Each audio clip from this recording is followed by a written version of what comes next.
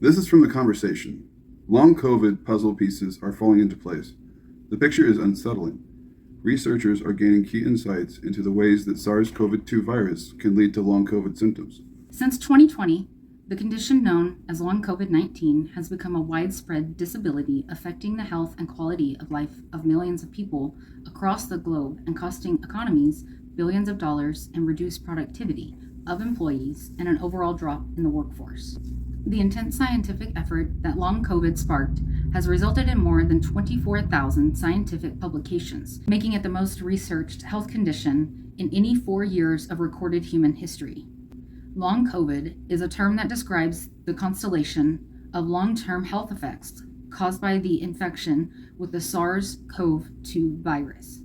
These range from persistent respiratory symptoms such as shortness of breath to debilitating fatigue or brain fog that limits people's ability to work, and conditions such as heart failure and diabetes, which are known to last a lifetime. I am a physician scientist, and I have been deeply immersed in studying long COVID since the early days of the pandemic. I have testified before the U.S. Senate as an expert witness on long COVID. I have published extensively on it and was named as one of the Times 100 most influential people in health in 2024 for my research in this area. Over the first half of 2024, a flurry of reports and scientific papers on long COVID added clarity to this complex condition.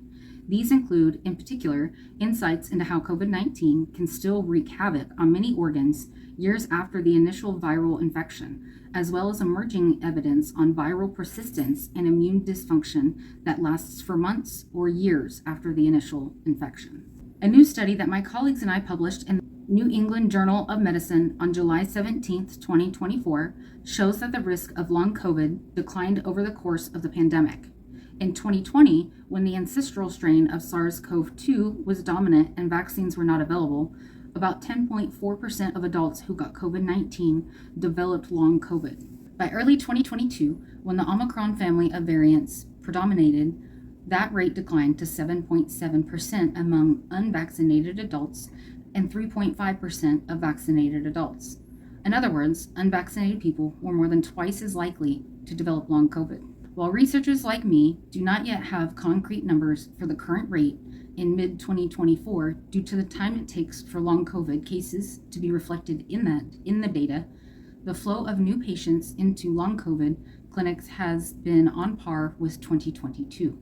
We found that the decline was the result of two key drivers. One, the availability of vaccines, and two, the changes in the characteristics of the virus, which made the virus less prone to cause severe acute infections and may have reduced its ability to persist in the human body long enough to cause chronic disease.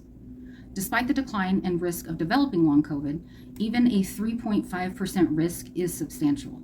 New and repeat COVID-19 infections translate into millions of new long COVID cases that add to an already staggering number of people suffering from this condition. Estimates for the first year of the pandemic suggest that at least 65 million people globally have had long COVID. Along with a group of other leading scientists, my team will soon publish updated estimates of the global burden of long COVID and its impact on the global economy through 2023. In addition, a major new report in the National Academies of Sciences, Engineering, and Medicine details all the health effects that constitute long COVID. The report was commissioned by the Social Security Administration to understand the implications of long COVID on its disability benefits. It concludes that long COVID is a complex chronic condition that can result in more than 200 health effects across multiple body systems. These include new onset or worsening heart disease, neurological problems such as cognitive impairment, strokes, and dysautonomia. This is a category of disorders that affect the body's autonomic nervous system, nerves that regulate most of the body's vital mechanisms such as blood pressure, heart rate, and temperature. A state of severe exhaustion that may happen after even minor activity, often leaving the patient unable to function for hours, days, or weeks. Gastrointestinal disorders, kidney disease, metabolic disorders such as diabetes, hyperlipidemia, or a rise in bad cholesterol. Long COVID can affect people across the lifespan, from children to older adults, and across race and ethnicity and baseline health status. Importantly, more than 90% of people with long COVID had mild COVID-19 infections. That's fucked up.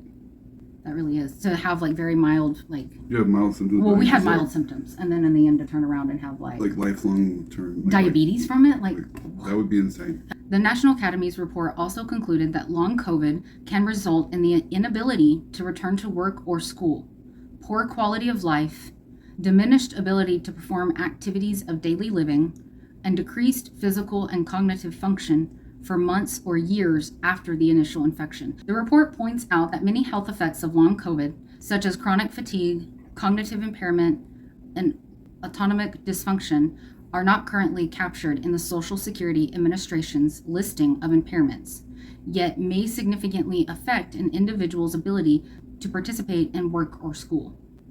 Yeah, chronic fatigue is a fucking killer, dude.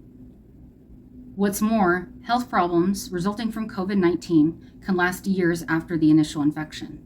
A large study published in early 2024 showed that even people who had mild SARS-CoV-2 infection still experienced new health problems related to COVID-19 in the third year after the initial infection, which, yeah, would probably be hard to find, because if it's 3 years later and it just starts, you're going to be so lost and confused, and thinking that it was COVID would probably not even be anywhere on anyone's mind 3 years later, you know what I mean? Such findings parallel other research showing that the virus persists in various organ systems for months or years after COVID-19 infection. And research is showing that immune responses to the infection are still evident 2 to 3 years after a mild infection. Together, these studies may explain why a SARS-CoV-2 infection years ago could still cause new health problems long after the initial infection. Important progress is also being made in understanding the pathways by which long COVID wreaks havoc on the body.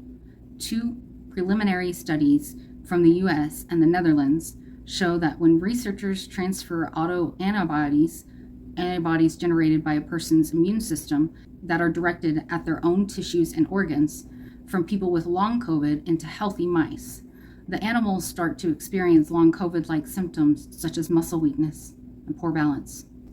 These studies suggest that an abnormal immune response thought to be responsible for the generation of these autoantibodies may underlie long COVID, and that removing these autoantibodies may hold promise as potential treatments.